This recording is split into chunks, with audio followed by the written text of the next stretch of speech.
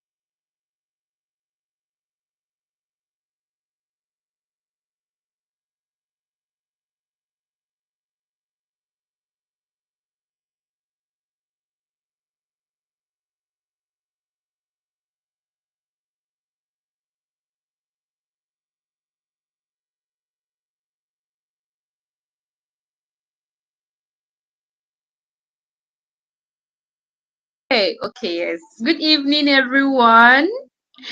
Good evening, Abraham. Oh my God. Thank you so much. Thank you so very much for your patience. Good evening, Crystal, the Digitech Queen. Thank you so much for your patience. Good evening, my co-host. Thank you so much for your patience. Please, I sincerely appreciate you all. Ngozi, please, can you hear me? Ngozi, can you hear me? Precious dot capital M capital F 1994.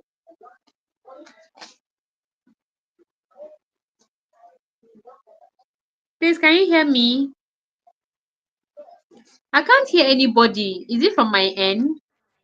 I can hear you. Can you hear me? Okay, okay, okay. I can hear you. I can hear you. Please, we are all Awesome. welcome. I can hear you. Please, well, Okay, okay. Thank you so much. We are all welcome. Thank you for your patience. It has not been easy trying to set up.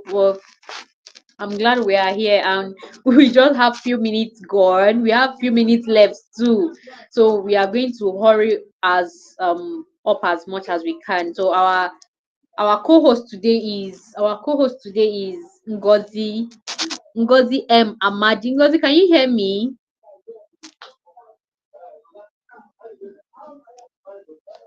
Ngozi, please, can you hear me? If you can hear me, please respond. Unmute yourself and respond.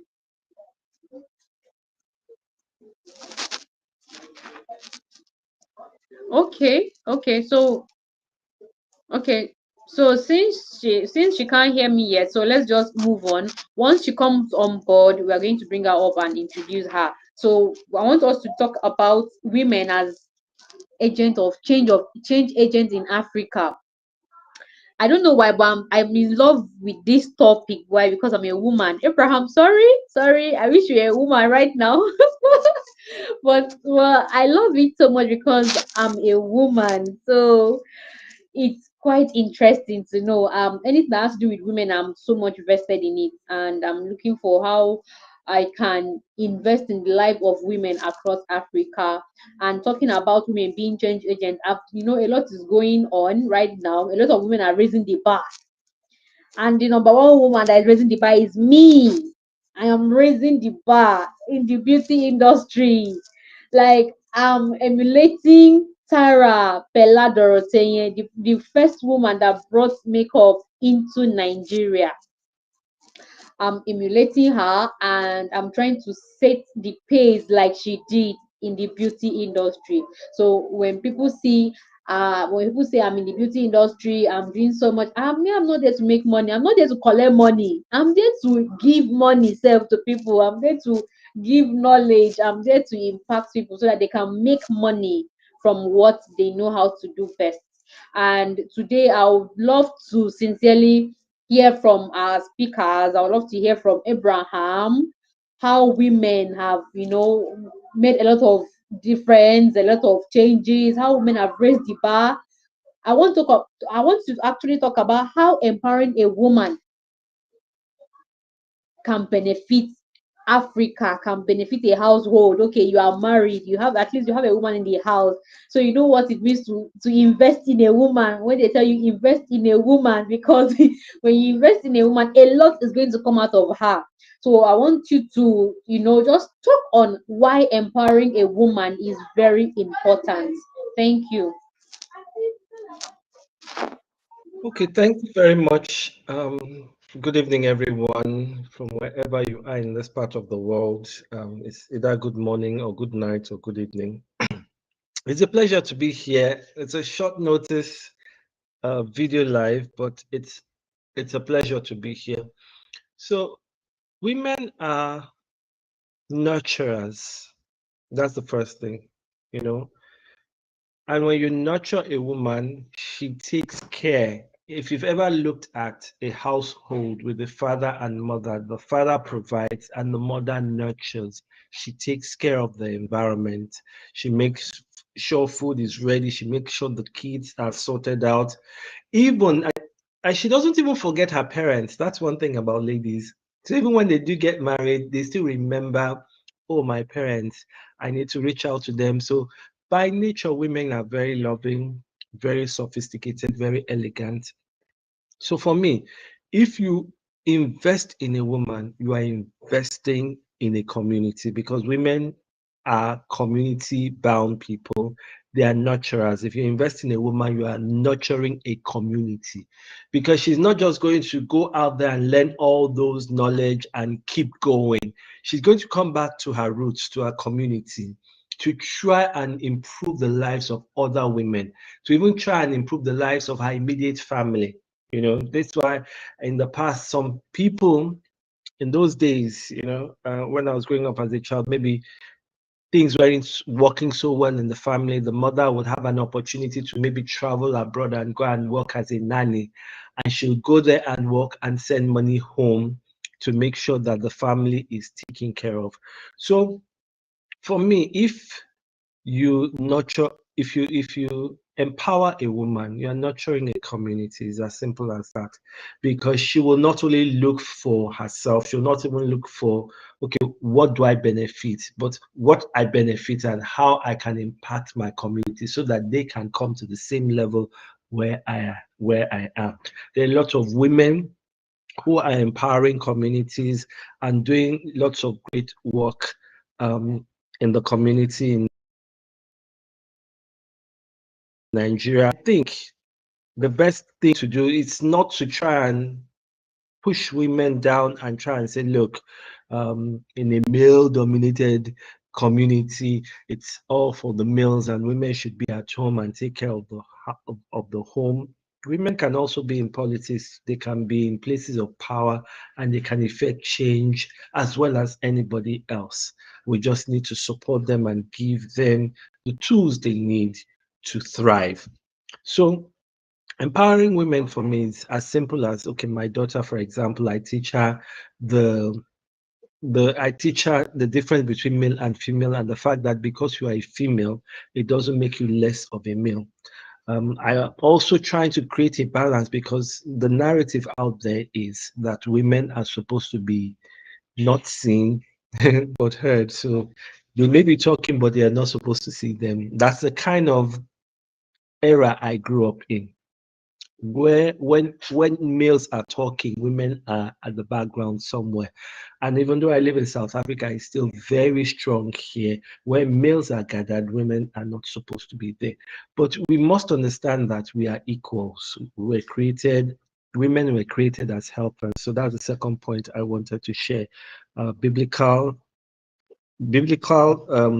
aspect of this whole thing is that women are helpers and partners. So if you empower a woman, she's also going to help you self-achieve.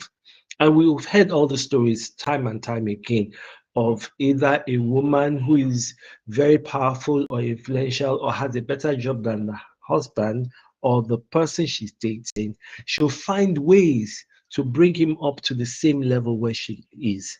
She'll use all her influences, all her resources to make sure that, look, the husband or the partner is being taken care of. We see it all the time. We see them in our movies when there's an opportunity for male and female. Maybe they are a couple, and then there's a job opportunity.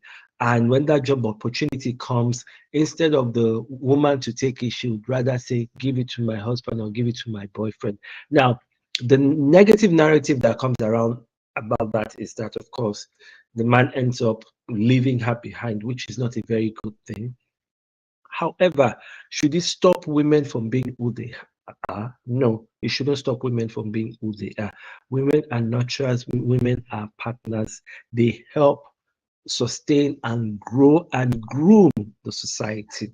Another very funny example I can give is, when you look at married couples who have been married for years, and then some people look at the husband and they're like, oh, he's so well to do and all that. He's doing very well and he's so put together.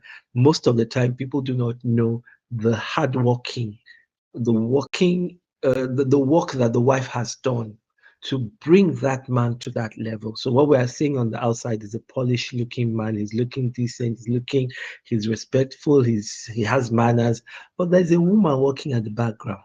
And we always say, where behind every successful man, there is a woman. And I like to change the narrative into not behind every successful man. I like it to be beside every successful man.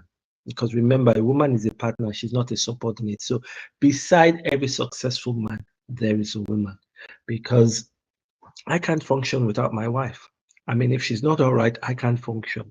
For me to do what I'm doing right now, she's taking care of other aspects of the house so that I can function, and vice versa. If she also has to come on a live, for example, and do what I'm doing right now, I will also create that support and make sure she is comfortable and I'm taking care of the other things at the background. So empowering a woman starts with empowering the girl child.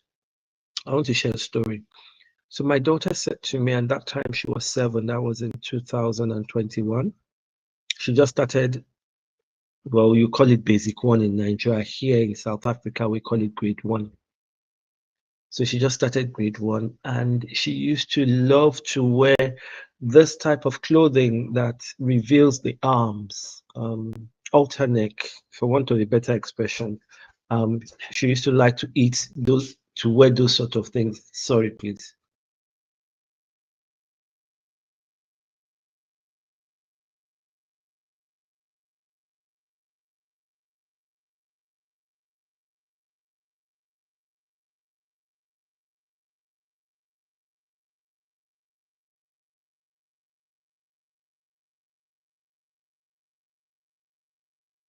Sorry about that. Sorry about that.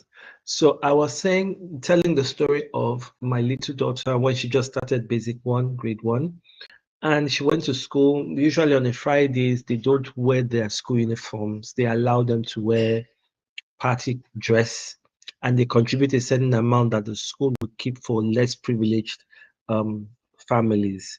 So at the end of term, they can contribute together and put a certain amount and give to the less privileged.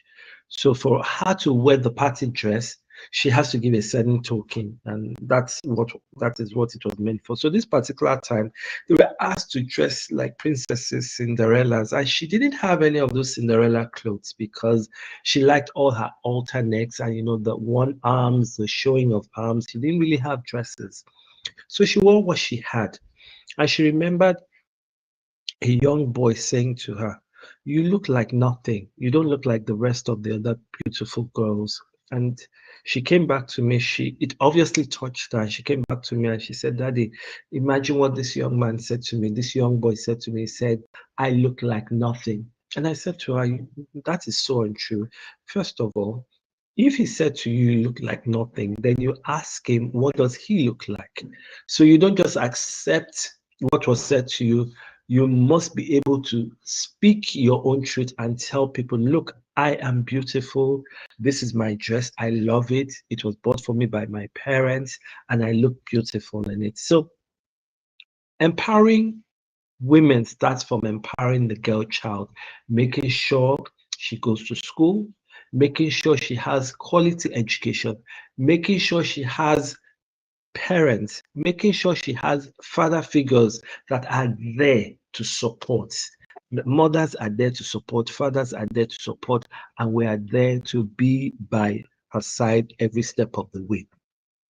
So for me, it starts with making sure that the girl child has an education, and it's no longer the norm to say, oh, because she's going to get married and go to somebody and be somebody else's wife and create a different family, that means we shouldn't spend so much time or effort or monies in educating her. No, the girl child has to be empowered, and the way to empower her is to start first and foremost by educating the girl child. That's the first thing. The second thing to do is to make her independent, to let her understand that if a man can do this, if a man can play sports, if a man can be the president, then you too can also be the president of a country or a community, or be the head of your own state or local government, as the case may be. So you empower her and you give her books to read that will liberate her mind from a very early age so that she can begin to develop leadership skills.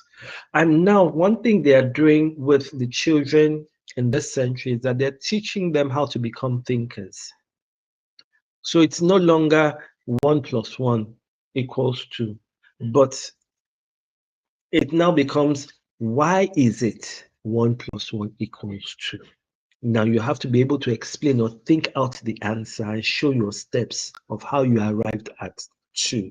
So we need to empower the girl child not to just accept information given to her, but to also become a thinker. So I've mentioned 3 things. Women are nurturers. Women are also partners. How do we get them to become nurturers and partners? By, first of all, encouraging them to have an education, and then teaching them about self-leadership. You have to be self-led. And the third thing is to train them to become thinkers. If a girl child is trained how to become a thinker, then if somebody walks to her and is trying to say, oh, you're beautiful, and is disingenuous or is insincere, then you will know that this person is not who they say they are. I mustn't hang around them. And we need to start educating the girl child from a very early stage so they know. My daughter is now 10, and even as early as 8, we're having a conversation with her. You are a lady, your brother is a boy, and we start to educate them on the kinds of plays that can happen. Okay, because they can play innocently among themselves, but certain things are beyond expressions or touching. And we even told her nobody should touch you. And we point to the places where she shouldn't be touched, because it's really important. Here in South Africa, the rape rate is very high. It is really high. I don't have the statistics, but it's really, really high. So we wanted to make sure that we started teaching her from a very early age what it meant to be a boy, what it meant to be a girl. I mean, and the safe distance you can have between boys and girls. And we also taught her how to be self-dependent, to be an independent person. So if people are busy throwing stones at you using abusive words, you don't need them. I mean, find your tribe. There are people who will like you and you can hang around with them. Don't hang around with people who don't like you.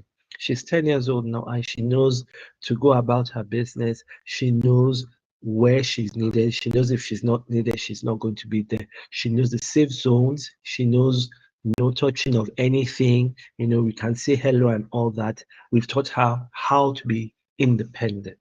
So a girl child, to empower women to become change agents in Nigeria, starts with education, like I said before. You also need to empower them by making them become thinkers, and then allow them to blossom. Let them know that they can achieve what the males or the fathers or the men are also achieving as well. That it is a world meant for both men and women, and not just for men alone. And that the duty of a woman or a girl child doesn't relegate her to the kitchen. Now, one other thing I do with my children, because I have a son, he's 16 going on 17, and my daughter is 10 going on 11, is that I let them do the same type of chores in the kitchen. So if he's cooking, she's equally there. And I say to her, your brother is also cooking, so you have to be there. You know, and I'm not saying, oh, because she's a girl, he must sit down and then she tends to him. No, as far as I know, it's the opposite. Um, she sits down and he tends to her, and we're like, no, that is not how things are supposed to be. Because you are a girl, you need to know how to do these things, because one day you will have a home and have to take care of your home. So you need to know how to do that. And not that, no, the place of the girl is supposed to be in the kitchen. This is wrong. No, give the reasons why you need to do this. Plus, you need to learn how to take care of yourself. Self-dependent, be self-independent so that you can take care of yourself. So you need to know how to do these things. You need to know how to clean. You need to know how to cook. You need to ensure that you live in a healthy and neat environment, because if the environment is dirty, you will fall sick. So those are the styles or the ways I choose to train my girl child to empower her to be a change agent in my own small community. Because if you can begin to understand that, oh, daddy appreciates me for who I am, daddy is encouraging me to become what I want to be in life, and my support system is solid, then she can thrive. But it all starts from the family, from the family. Empowerment starts from the family. So those would be my words of wisdom to all of you here. Right now, I don't think Precious is here. If you can hear me, Precious, please let me know what is going on. Hi, BD. Thanks for coming. Precious, if you can hear me, please let me know.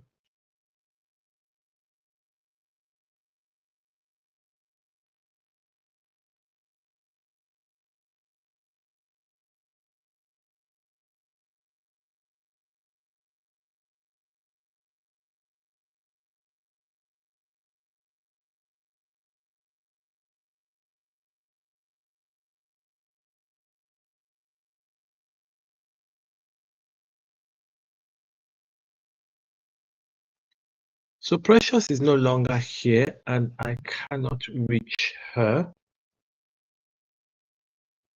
So we can continue with the program.